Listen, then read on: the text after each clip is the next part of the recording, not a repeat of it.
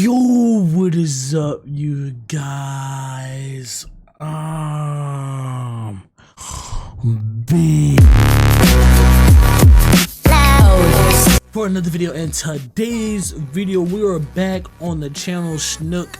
He is doing horrifying anonymous confessions. Now, we reacted to the first part. I'm going to put it somewhere. You're gonna go find it and you're gonna go watch it before this one. I mean, you don't really need to, but I would like you to. Actually, I would just like you to subscribe and watch every video I've ever posted. You know what I'm saying? Don't matter if it's old or new. You know what I mean? But yeah, the first one I reacted to was insane, so we're gonna react to a little bit more of it. Again, this video is 41 minutes. We're gonna react to this one, and let's see if it's crazier than the last one, because the other one was actually crazy. So let's jump into it. Oh gosh. Hi, Snook. First, I wanted to say that I love that you're giving people a place to vent out things they've been keeping bottled up inside, myself included. Yep. Now, my confession, I nearly witnessed my friend's death, sorta. Man. We both don't talk about this that much because, truthfully, we were somewhat in the wrong for this. Oh, wow. It was this summer. We both were around 17, two stupid teenage boys. My friend just got his license and we wanted to explore parts of our state, the more rural areas. We both live closer to the city. It was my idea to sneak out one night, knowing both of our parents wouldn't allow us to go on our own. Meeting up at a nearby park, getting situated, then we hit the road. The drive there was fine. No one was really out on the road. It was close to 1 a.m. We happily chatted about random things before I cut the conversation and pointed out a building. My father would always tell me stories about the building. It was an old asylum. I convinced my friend to find a way closer. He obliged. There was no parking lot, if it even had one. Like, I'm not gonna lie, this is already so many like problems and red flags, bro. You're going to an insane asylum. You're sneaking out of the house at 1, 2 in the morning. Fool, you already tripping, bro. Already tripping. Once he stopped the car, I hopped out, walking closer to the building. I would have tried to find a way in if my friend didn't grab me and pull me back to the car. It confused me. Usually, he was super excited to explore abandoned places. Shoving me back towards his car, I felt something was off now. My friend had to have broken a few speed limits driving away from the asylum. I kept trying to ask what his issue was. He wasn't answering me. I must have pissed him off enough that he just yelled at me to shut up. What? I did. We drove for at least 30 more minutes in silence, eventually coming up to some sort of field. The road was a dirt road. My friend just parked in the middle of the road, having the headlights pointed towards the field. I honestly forgot that my friend was so antsy earlier. I got out of the car, walking through the field. What? I still don't know what it was. It really doesn't matter. I heard my friend calling for me again, yelling my name. I nearly didn't turn around. I wish I hadn't. Looking back at my friend, seeing him get back into the driver's seat, it was a sign for me to come back to the car. I was about to start walking back, but I stopped. Screeching tires, revving of an engine, then smashing metal. I stood in the field watching as a truck purposely slammed into the side of my friend's car. I knew it was on purpose because the truck didn't stop. The truck pushed the car a good couple of feet before it ended up nose down in a ditch. I stayed in the field for a moment, watching as the truck kept driving away. Once it was clear, I sprinted to my friend's car, praying he was still alive. Thankfully, he was, though he was bleeding a lot. What the fuck? Multiple cuts and scrapes, and he wanted to call his parents. I told him he was insane. We ended up calling his old... No. No.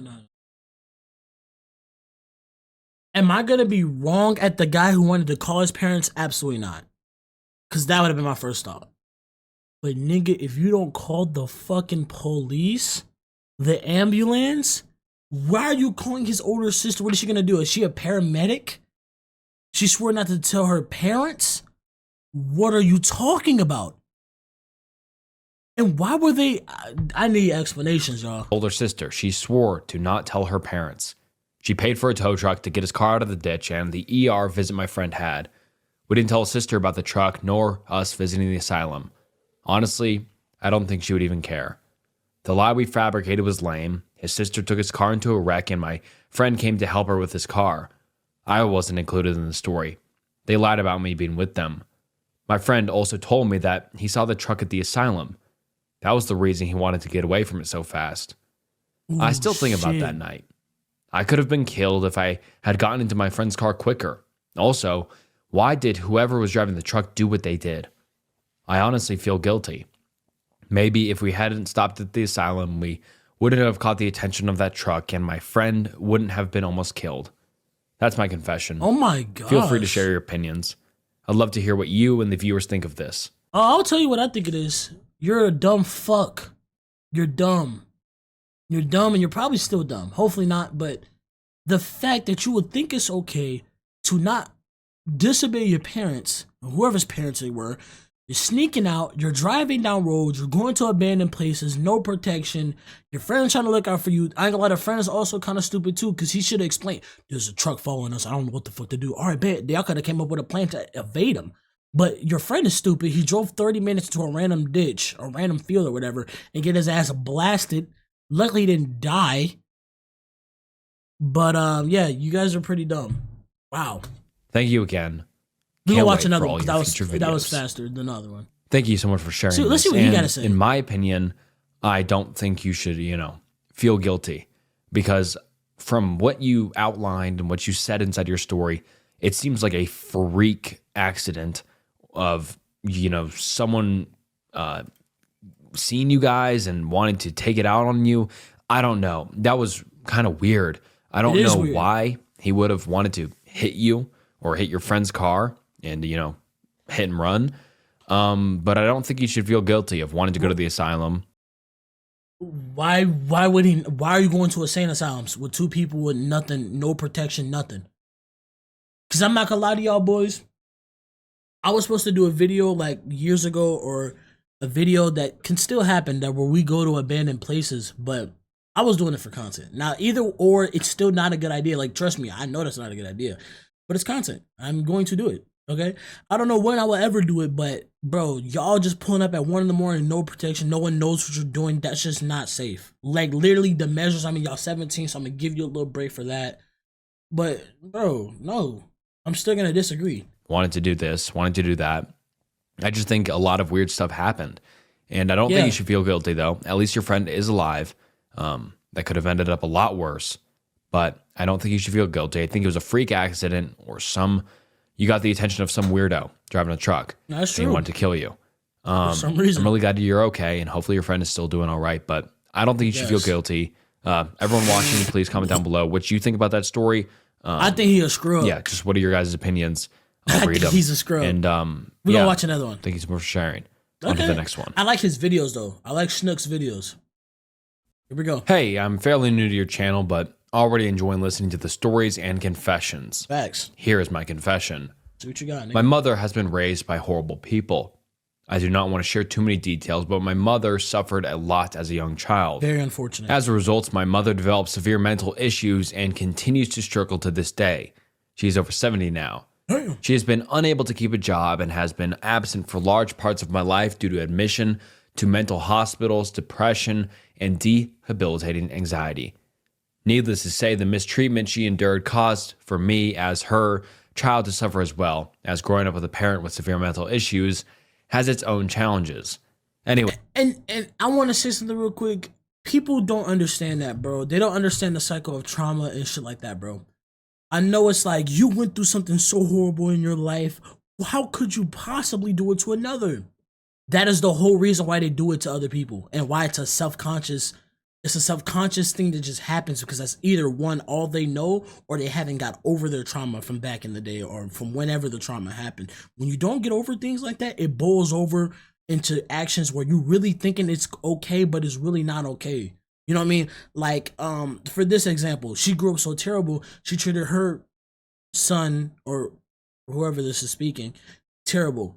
It's like, bro, you feel what I'm saying? That's unfortunate that this person got caught in the crossfire of that. But that's what happens when you don't understand where your issues are coming from and why you're doing the things that you're doing.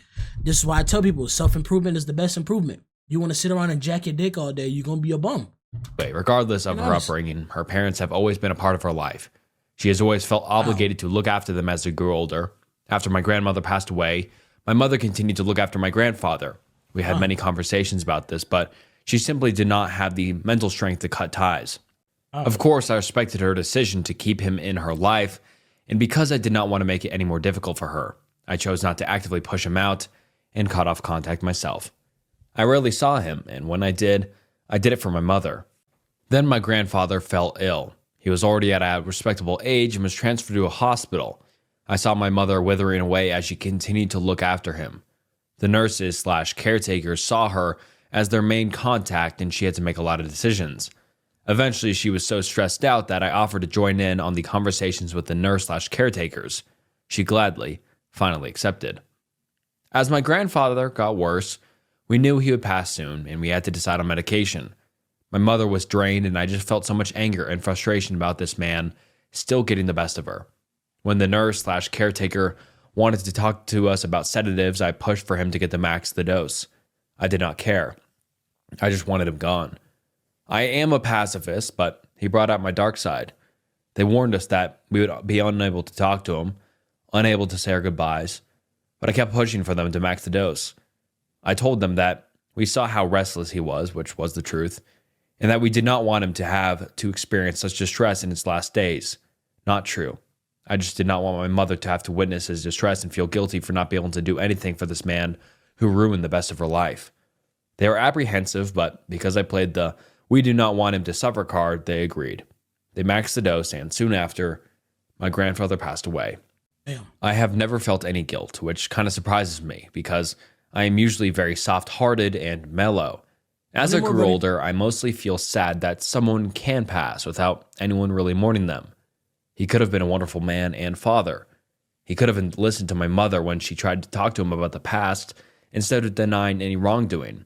At any time, he could have thanked my mother for everything she did for him, but he never did. He never tried to make her feel appreciated, seen, and loved. What a waste. I have the most loving, soft-hearted mother who spent her life working hard to improve her mental health. I'm grateful for the time we did get to share, and still do get to share together. Mostly, I'm grateful for the grandmother she got to be because of all the hard work she has done to stabilize our issues. My children love her to bits, and so do I. Hey, Thank you for reading my story. Not sure if it that qualifies as a confession, but it feels good to have it out there. No, that's a confession. Keep up the good work. Honestly, I see his perspective. I understand why he, you know what I'm saying? If you hear bad things about people and you only hear bad things about people and they did something to someone that you love personally, you're going to not like them. So honestly, I think he's 100% in the right in this one.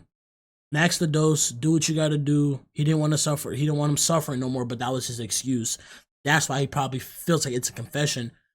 But honestly, I'm with bro. I mean, I can see, you know what I'm saying? If you can't understand why, like, I mean, I understand it. Is it right or wrong? Not for me to really, I don't know. I've never been personally in a situation like that, but I mean, if you don't like someone, you're not gonna be sad that they're gone, you know? So I don't know. Maze. Don't know. I want to see what he says. Hey there, Snook. I really love your videos and deeply appreciate what you're doing for the community via your anonymous confession videos. My confession has to do with alcoholism. Snook, you didn't even speak about the last one. Should we do one more? Let's do one more, y'all. Via your anonymous confession videos. My confession has to do with alcoholism and addiction. Oh, and I hope my story can help someone out there. At least deal with some. I hope it's not too long. Some form please of keep addiction. me and my email anonymous, though I know you will anyway. Here we go. I'm a recovering alcoholic. I'll go to AA meetings a few times a week. It's been very helpful for me in working with my problems and being surrounded by people who have been through what I have. In the program, at some point in your recovery, you have to make amends to people you have hurt or who you have affected by your use of substances. That's real. I'm nervous to get to this part, of course. Everyone is. It's difficult to lay yourself bare and apologize up front and clearly about the ways you've harmed them. Honesty is one of the main rules of working the AA program, but there's one thing. Honesty is the way to recover anything. Honesty and reflection is literally how you grow. But I'm telling you, put in the work to be better. That's why AAM programs and the good program, I've never been to one. I don't really know too much about them. But what he's saying is true, though. You know what I'm saying? That honesty, being true with yourself and understand your flaws and you pointing them out and you working on it, it's a beautiful thing to see. And I love to see people improve. Now, some people think once you do something, you can never come back from. Like, if you still want, you're a thief forever. You You know, I don't really believe in that. There's certain circumstances where I don't think people can come back for. I'm gonna be honest, but stuff like there's only like a few things I think you really cannot come back from. But like stuff like addictions and bro, anyone can be better, bro. I guarantee. Come on. I feel like I need to keep inside. Don't worry, it's probably not as bad as you think. I didn't kill anyone or anything, lol. I hope not, my nigga. One time, a few years ago, during the height of my usage, my cousin was visiting us and I was really excited. I'd never met someone outside of my immediate family before. I knew he didn't drink and was actively sober, so my family and I put away the bottles of alcohol to make him feel safe. Well, one of the things that I loved doing during my drinking career was drinking around people secretly and trying my best not to get caught or found out. What are you, a freak? I've never heard of that in my life. Okay, that's the first time I've ever heard of that. It gave me a rush of exhilaration trying to be sneaky. Oh my God. Drinking more and more and testing how long I could keep up the game. It was fun for me. That was one of the main issues when I was drinking. My God. Doing dangerous or bad things secretly would make me feel good and proud of myself, getting away with it all. Oh yeah, you were on some shit. I snuck into my mom's room where we had hidden the alcohol when my cousin was over and drank a lot, straight from the bottle. Being an alcoholic for a long time, you stop counting shots because it doesn't matter. People count to keep track of how much they drink, but there's no need to count if you know you're just going to drink the whole bottle. Damn. Anyway, I drank a lot, and I pretended I was fine and hadn't drank it all. It was fun. It made me feel good secretly drinking around someone who was sober and in recovery. I did win the game. I had crafted, no one suspected anything, and I didn't feel bad. But I do now. Looking back at my drinking career and the people I've affected is very difficult. It's hard to understand your past mistakes and come to terms with that. That was one of the mistakes that I had made. It doesn't matter that my cousin didn't know and that I had won my game because I was the only one who knew. I am the one that knows what I've done, and I'm sorry. The reason I don't want to make amends up to him is because he didn't know. I don't know if I should tell him because he didn't even know. I know I probably should because it lifts a weight off my shoulders. I know that, but he and I aren't really close anyways, and I don't want to put distance between us since there's already a gap. All I know is that I knew I was the one doing those things. I got away with something, affected by alcohol, not knowing, but there was one person that I knew, and it was me. To my cousin, I'm sorry. I'm sorry I did that to you.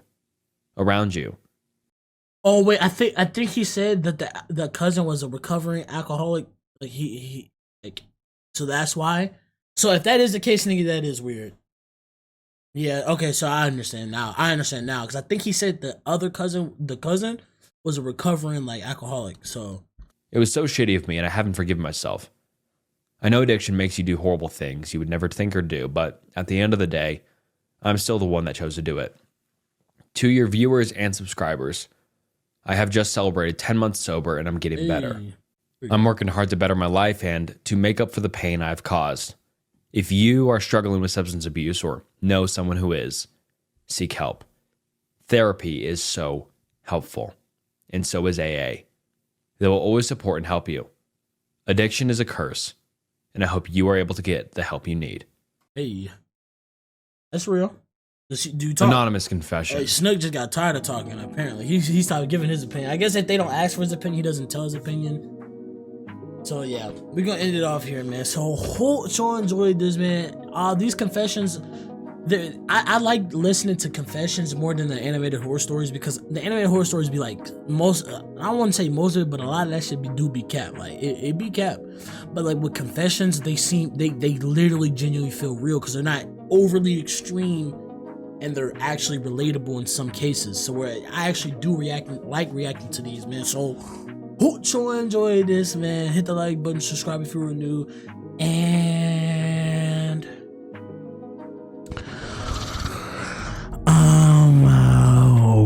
Thanks for watching.